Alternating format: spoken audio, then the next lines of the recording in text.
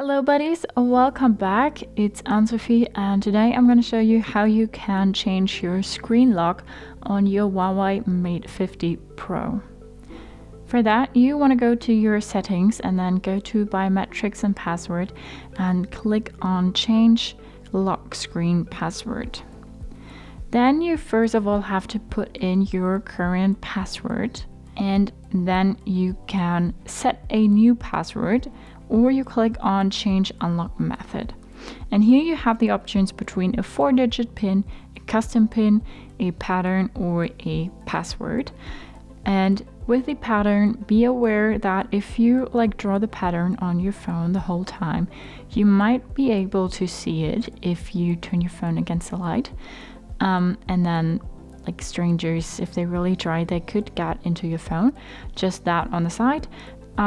But you can totally choose it. But you can also choose any other option here. I'm gonna choose the 4-digit PIN. I'm gonna say 1, 2, 3, 4. Then click on. Then we need to enter the PIN again. Click on done. And PIN is set for unlock. Add a fingerprint as well.